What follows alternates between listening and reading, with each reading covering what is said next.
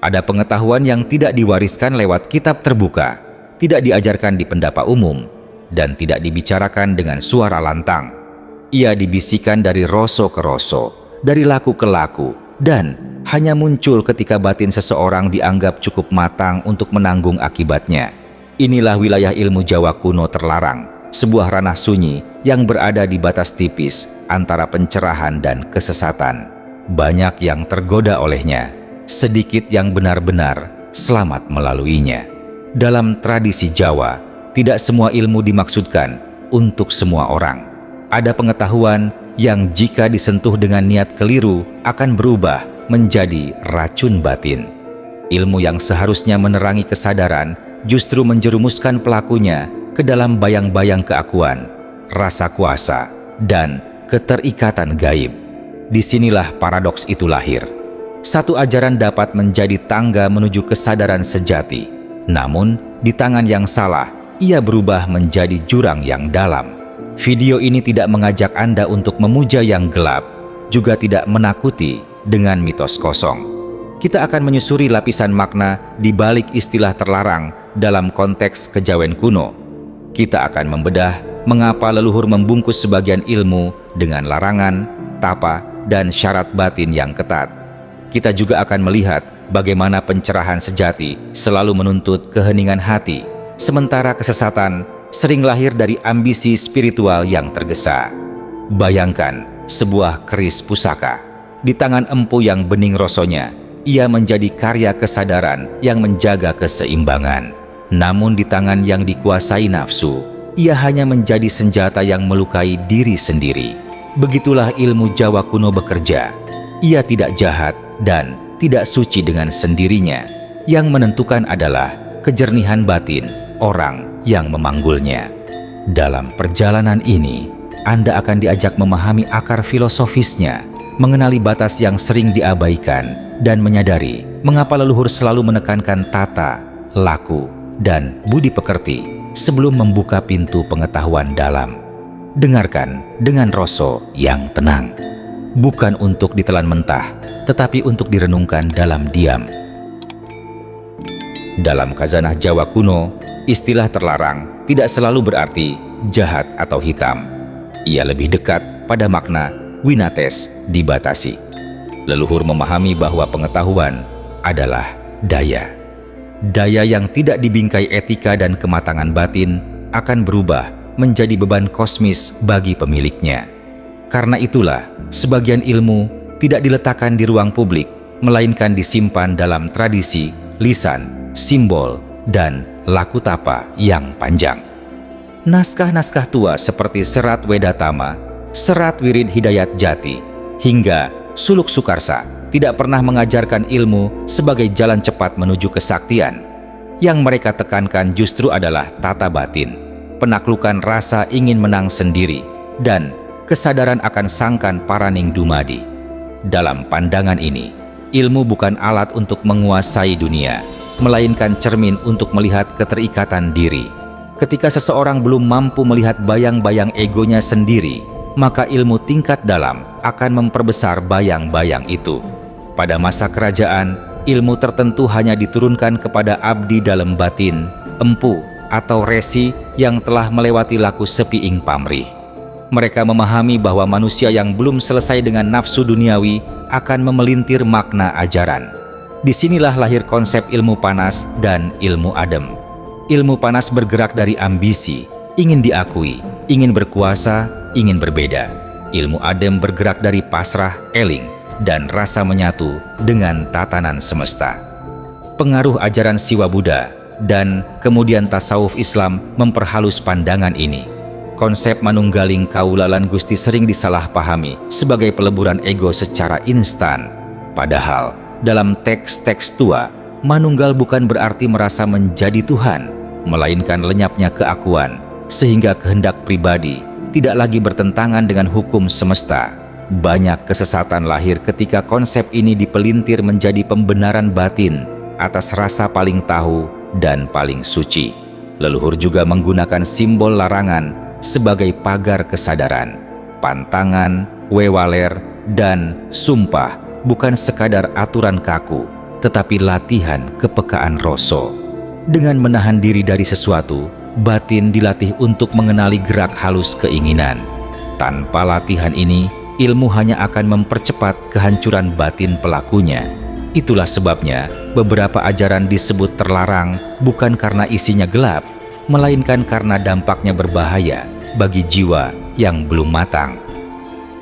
Dalam filsafat Jawa, pencerahan sejati selalu ditandai oleh kesederhanaan dan keheningan.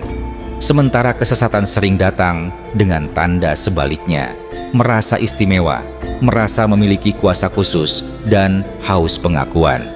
Sejarah mencatat banyak tokoh yang jatuh bukan karena kurang ilmu, tetapi karena terlalu cepat merasa sampai. Dari konteks inilah kita memahami bahwa ilmu Jawa kuno terlarang adalah cermin ujian batin. Ia menguji apakah seseorang berjalan untuk mengenal dirinya atau untuk melarikan diri dari kekosongan batinnya sendiri. Untuk memahami mengapa satu ilmu bisa menjadi jalan pencerahan sekaligus pintu kesesatan, kita harus masuk ke cara pandang Jawa terhadap batin manusia. Dalam kejawen, batin bukan ruang kosong yang netral. Ia adalah medan tempat nafsu, rasa, dan kesadaran saling tarik-menarik. Ilmu apapun yang masuk ke dalam batin akan mengikuti arus yang paling dominan di dalam diri seseorang. Ilmu Jawa kuno tidak bekerja seperti pengetahuan rasional modern. Ia tidak sekadar dipahami, tetapi dialami. Karena itu leluhur selalu menempatkan niat sebagai kunci pertama. Niat adalah arah angin bagi perahu batin. Jika niat condong pada kekuasaan, pembuktian diri, atau keinginan untuk terlihat lebih tinggi dari orang lain, maka ilmu yang seharusnya membuka kesadaran akan justru menguatkan lapisan ego yang paling halus. Disinilah letak bahaya yang jarang disadari. Ego spiritual jauh lebih licin daripada ego duniawi. Ia tidak lagi tampil sebagai keserakahan kasar, melainkan sebagai perasaan dipilih, merasa memiliki misi khusus, atau merasa telah melampaui hukum umum. Banyak orang terperosok bukan karena mempelajari ilmu gelap, tetapi karena merasa dirinya sudah berada di atas keterbatasan manusia biasa. Leluhur Jawa menggambarkan batin manusia seperti kendi berisi air. Jika airnya keruh, lalu dituangi air jernih, kekeruhan tidak langsung hilang. Justru seluruh isi kendi menjadi keruh. Ilmu adalah air jernih itu. Tanpa proses pengendapan batin melalui laku prihatin, tapa, dan pengendalian diri, ilmu tingkat dalam hanya akan bercampur dengan kekeruhan lama dan memperluasnya. Konsep ilmu terlarang muncul karena tidak semua orang siap melihat isi batinnya sendiri. Beberapa ajaran secara langsung membuka lapisan kesadaran bawah. Ketika lapisan ini terbuka sebelum waktunya, trauma, ambisi terpendam, dan keinginan tersembunyi ikut naik ke permukaan. Tanpa bimbingan rasa yang matang, seseorang akan mengira suara batinnya sebagai wahyu, padahal itu hanya gema keinginannya sendiri. Dalam tradisi Jawa, pencerahan tidak ditandai oleh munculnya kemampuan luar biasa, melainkan oleh menyusutnya kepentingan diri. Semakin dalam seseorang berjalan, semakin sederhana cara hidupnya. Jika yang terjadi justru sebaliknya, merasa semakin istimewa, semakin ingin dipuja, semakin ingin diakui sebagai pemilik ilmu, maka itu pertanda arah perjalanan telah bergeser. Ilmu yang sama bisa melahirkan dua hasil yang berlawanan. Pada satu orang, ia menjadi cahaya yang menenangkan. Pada orang lain, ia menjadi api yang membakar dari dalam. Bukan karena ilmunya berbeda, tetapi karena batin yang menampungnya tidak sama. Inilah hukum sunyi yang jarang dibicarakan secara terbuka. Pada titik ini, kita mulai melihat bahwa larangan bukanlah penutupan jalan, melainkan peringatan tentang kesiapan diri. Ilmu Jawa kuno tidak pernah tergesa. Ia menunggu manusia sampai cukup hening untuk tidak salah dengar ketika batinnya sendiri mulai berbicara. Semakin dalam seseorang memasuki wilayah ilmu Jawa kuno, semakin tipis batas antara kesadaran murni dan ilusi batin. Disinilah banyak pencari tersesat tanpa merasa sedang tersesat. Salah satu jebakan terbesar adalah pengalaman batin yang terasa nyata dan menggetarkan, lalu dianggap sebagai tanda pencapaian tertinggi. Padahal dalam laku Jawa, pengalaman hanyalah persinggahan, bukan tujuan. Leluhur mengajarkan bahwa batin manusia mampu menciptakan gambaran, suara, dan rasa yang sangat meyakinkan. Ketika tapa, semedi, atau laku prihatin dilakukan dengan intens, daya cipta batin meningkat. Jika tidak diimbangi dengan sikap eling lan waspada, maka hasil olah batin akan disalahartikan sebagai petunjuk gaib yang absolut. Disinilah ilmu yang seharusnya menyingkap tabir justru membangun tabir baru yang lebih halus. Ada pula paradoks lain yang jarang dibahas, yaitu rasa hampa yang muncul setelah lapisan ego kasar mulai runtuh. Banyak orang mengira kehampaan ini adalah pencerahan akhir. Padahal dalam pandangan Jawa, hampa hanyalah pintu. Jika seseorang berhenti di sana, ia akan jatuh pada sikap nihilistik, merasa tidak ada makna, tidak ada tanggung jawab, dan tidak ada keterikatan etis. Inilah bentuk kesesatan yang tampak tenang, namun menggerogoti budi pekerti. Ilmu terlarang sering berkaitan dengan kemampuan memengaruhi diri dan orang lain, baik melalui kata, sikap, maupun getaran batin. Tanpa kebijaksanaan, kemampuan ini menumbuhkan rasa kuasa. Rasa kuasa adalah benih utama kejatuhan spiritual. Begitu seseorang menikmati pengaruhnya atas orang lain, maka kesadarannya bergeser dari selaras dengan semesta menjadi mengendalikan semesta. Dalam kejawen, tanda seseorang berjalan benar bukanlah seberapa tajam intuisinya, melainkan seberapa halus sikapnya terhadap kehidupan. Apakah ia semakin rendah hati, semakin sabar, dan semakin sadar batas? Jika ilmu justru membuatnya mudah menghakimi, merasa paling paham, atau memandang orang lain lebih rendah, maka disitulah garis pencerahan telah terlewati tanpa disadari. Leluhur juga menekankan pentingnya guru sejati. Guru bukan hanya manusia, tetapi tatanan hidup itu sendiri. Namun, ketika seseorang menolak cermin luar, menolak nasihat, dan hanya percaya pada bisikan batinnya sendiri, maka batin itu akan berbicara tanpa koreksi. Dalam kondisi ini, kesesatan sering menyamar sebagai kebebasan spiritual. Ilmu Jawa kuno terlarang bukan tentang memanggil yang gaib atau menembus batas alam. Ia tentang keberanian menghadapi diri sendiri tanpa topeng. Banyak yang gagal di sini karena lebih mudah berhadapan dengan bayangan di luar daripada kegelapan di dalam. Maka, tidak heran jika sebagian orang memilih ilusi kesaktian daripada keheningan kesadaran.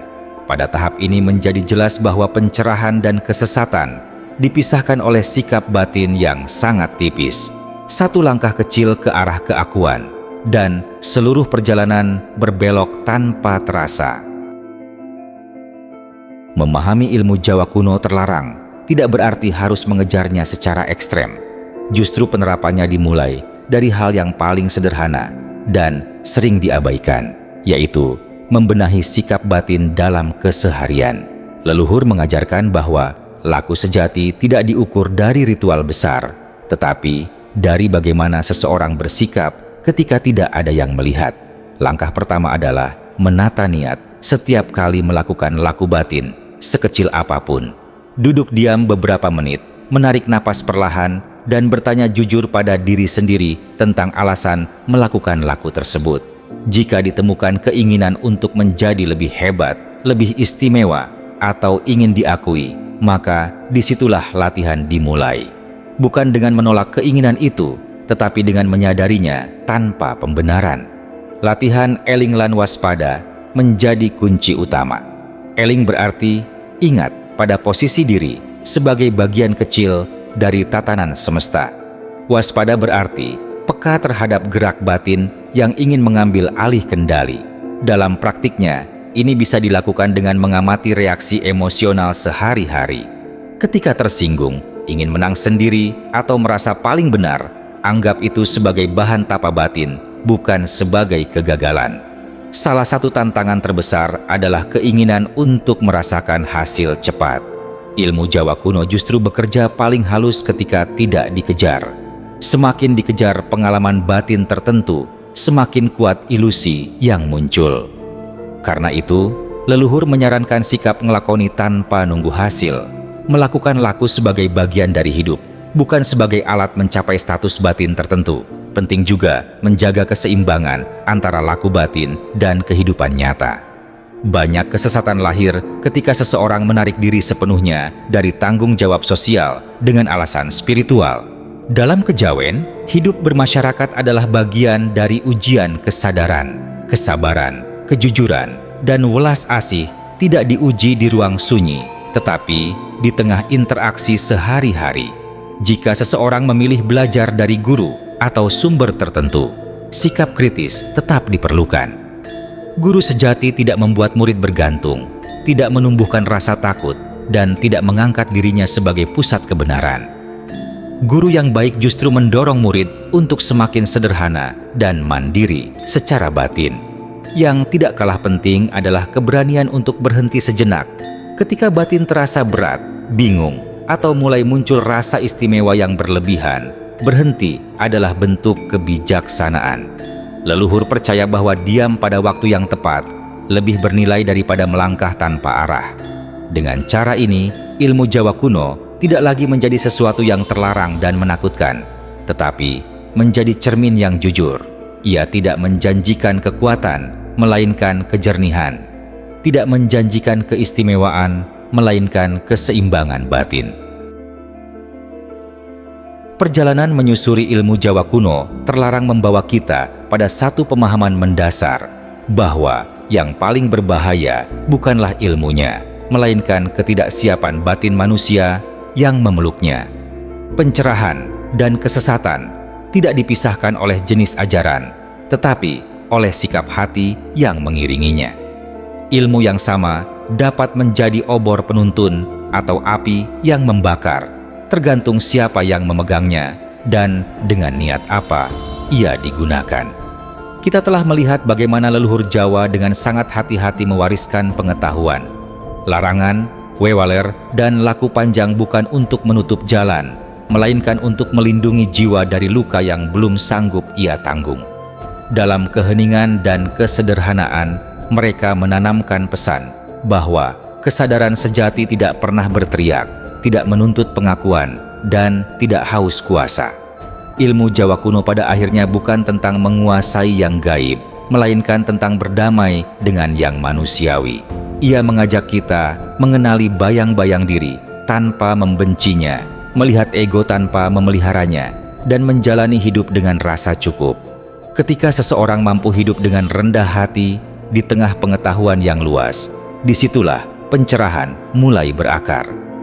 Jika ada satu benang merah dari seluruh pembahasan ini, maka itu adalah pentingnya keseimbangan antara rasa ingin tahu dan kesabaran, antara laku batin dan tanggung jawab duniawi, antara keheningan pribadi dan welas asih sosial. Tanpa keseimbangan, pencarian spiritual mudah berubah menjadi pelarian yang halus. Sebelum melangkah lebih jauh dalam pencarian apapun, berhentilah sejenak dan dengarkan batin Anda dalam diam. Bukan untuk mencari suara gaib, tetapi untuk mengenali kejujuran terdalam. Apakah jalan ini membuat Anda lebih lembut terhadap kehidupan atau justru menjauh dari sesama? Disitulah jawabannya tersembunyi. Renungkan, bukan untuk ditakuti dan bukan untuk dipuja. Ilmu Jawa kuno adalah cermin. Ia tidak pernah berbohong tentang siapa diri kita sebenarnya. Jika video ini menggugah sesuatu di dalam diri Anda, rawatlah dengan kesadaran, bukan dengan ambisi. Perjalanan sejati selalu dimulai dari langkah yang paling hening